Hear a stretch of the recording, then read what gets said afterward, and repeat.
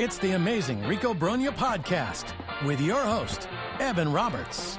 Welcome to Rico Brogna, the say goodbye to Jeff McNeil edition of the Rico Brogna. On Monday afternoon, the news broke that the New York Mets were indeed trading Jeff McNeil to the A's, the Sacramento A's, for really a 17-year-old, essentially, is what it was. They have acquired a young 17-year-old prospect who did strike out a lot of guys, named Yordan Rodriquez for Jeff McNeil. There's a lot of thoughts about this trade. Number one being David Stearns has officially made this his team. Not that we have this deep emotional connection to Jeff McNeil, but when you look at Nimmo being traded, when you look at Diaz being let go, obviously Alonso being let go, Jeff McNeil is just another example of David Stearns putting his hand marks all over this team. I think that over the last 2 years, and I'm going to raise my hand and say I did this as well, we have undervalued Jeff McNeil. We have ripped him. We have talked about just get rid of him. It's addition by subtraction. Look, the reality is Jeff McNeil was a solid Met. I think after he won the batting title, he never lived up to what he did that season, and that was very frustrating. And I think to a lot of us as fans, we looked at the locker room, if there were issues at the locker room, and sort of connected it to Francisco Lindor and Jeff McNeil getting into that kerfuffle back in 2021. I think it was smart to move Jeff McNeil. I wanted to move Jeff McNeil a year ago, but I think in the process of talking about him, we have kind of treated him like crap, if we're being fair. He was not this kind of net negative. He was not an awful ball player. In fact, I think over the last year, he deserves a lot of credit for the fact that he went out, played center field, because David Stearns did such a terrible job of filling the position. And Jeff McNeil went out there and actually played a pretty damn good center field considering he's not a center fielder. Like, we have to give him some credit for that. I thought his defense at second base was always okay. I don't think he was a Gold Glover. I think sometimes the throws to second on double play balls, as Lindor showed you earlier this year or last year, would be not as with as much oomph, to say the least. He also didn't really believe in takeout slides and would get offended if someone took him out on a slide. But I always thought his defense at second base was fine. I thought he did a pretty good job in the outfield. You know, I thought there was a value to Jeff McNeil. Unfortunately, as this team goes through transition, it was clearly time to move on. I think for anybody that looks at this trade and says, that's it, that's all you got for him, I think you were completely misguided if you expected more. Because you are talking about a player who was overpaid. He was making $15 million, even going into his final year, with a buyout that would tack on a few more $1 million. And his production over the last 2 years, really 3 years, going back to when he won the batting title, has been down. Like, Jeff McNeil was paid to be the player he was in 2022, and he hasn't been that guy. So while still useful and still a nice piece on a baseball team, he was never going to get you anything back. Honestly, like, the Mets were always going to have to pick up money, which is what they did. I think they threw about $8 million in this trade, paying off the buyout, which clearly the A's will use in 2027, and then paying a portion of the salary. At the end of the day, what do the Mets get from dumping Jeff McNeil?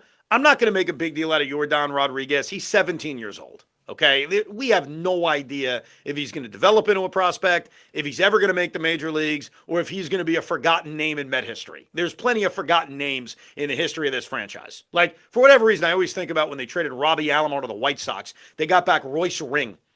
And I tried to convince him, we got Royce Ring. He's the next great closer. And he was a soft-tossing lefty. And so Royce Ring, to me, is just a footnote in the history of the New York Mets. That could be Yordan Rodriquez, but that's not even the point. He's 17 years old. If he turns into a prospect, great. If he turns into somebody who makes the major leagues down the road, great.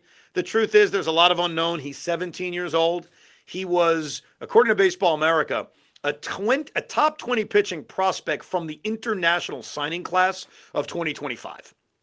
So there's potential, and he struck out a lot of guys in single A, or not even single A, rookie ball. But this is not about Yordan Rodriquez. It's about the fact the Mets save a few dollars, and not that I want to put money in the pockets of Steve Cohen. It's about using that money elsewhere.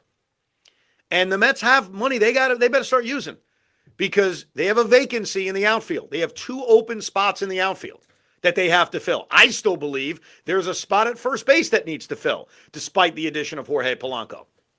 So The positive of this, I guess I'll give you three, which some will agree with. Number one, if there was any concern about the locker room, any concern about the Lindor-McNeil relationship, that's been flushed.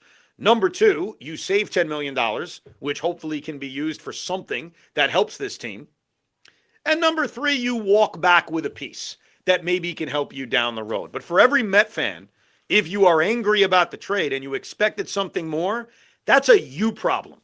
Like, I hope I never sat there on any Rico and suggested the Mets were getting a lot for Jeff McNeil. They never were. They were never getting a lot for Jeff McNeil. So this is kind of what I expected. The only other possibility would have been a salary dump in which you take back a worse contract. So we brought up the name Christian Walker, who's got 2 more years left, making $20 million a year. If you trade Jeff McNeil for Christian Walker, you're picking up a lot of money and adding, and maybe Houston views it as, all right, we save money and we bring in a useful player that we can bounce all over the place. That was the only other type of deal that could have happened. Very similar in a way to the Brandon Nimmo, Marcus Semien trade, where you're just taking back a worse contract, some may say. But I don't think the expectations on a Jeff McNeil return should have ever been high. This is always what it was probably going to be. And what this does now is it eliminates any concern that Jeff McNeil was going to be the opening day left fielder. Like, anytime you say, what's the Met lineup as of right now, which is something you should never do in the middle of December, Jeff McNeil was always there as the left fielder. That is not the case anymore. But it reinforces the need for David Stearns to add more pieces. So it brings up the question, which pieces should be added? I think what this reinforces is that they need outfielders. I mean, that is clear. So one of the names the Mets are being attached to is Ketel Marte. And Ketel Marte is a wonderful player. His contract is not crazy. I guess I have some levels of concerns about the impact in the locker room, but I wonder about the fit. I mean, Ketel Marte is a second baseman. Like, you have to go all the way back to 2021 for the last time Marte played the outfield. He played center field. So if the Mets are truly interested in Ketel Marte, if that is a real link, a real rumor of a bat they would add, I love the bat. He certainly adds to this lineup. But what is the fit? So I've got a few theories on how that could work. Number one, he's the second baseman. Marcus Semien moves to third base. Semien is such a good defensive infielder that I think him playing third base would not be this horrible adjustment. So I think that's option number one, where Brett Beatty either gets traded elsewhere or he moves to first base. Now, I don't know if that's ideal, because now you're talking about how many people out of position, where all of a sudden Brett Beatty and Jorge Polanco are sharing time at first base. But when I hear Ketel Marte and I try to think of, okay, how does this fit? That's option number one. Marte plays second, Semien moves to third, and Brett Beatty is either traded or plays more at first base. The other option for Marte is at age 32, so now I don't want to say the end of his career, but towards the end of his prime, does he shift back to the outfield as a 32-year-old? We have seen guys do it. We've seen plenty of infielders shift to the outfield. I remember Craig Biggio certainly did it. Jose Altuve did it recently. And that may be where the Mets view it, that he's a good enough athlete, that Simeon's a better defensive second baseman, and at this point in his career, Ketel Marte shifts into more of a left fielder and a DH, and can still play second base if Marcus Semien gets hurt, or other variety of options happen. Guys get hurt, guys don't play well. Brett Beatty goes back to being the Brett Beatty from a year and a half ago. I still find it to be kind of unrealistic that the Mets are going to take on the remainder of this 6-year, $105 million contract, which again is not crazy, for a 32-year-old signed until 2031, and basically play him in a position he's not used to playing. So I don't necessarily fully buy the Ketel Marte.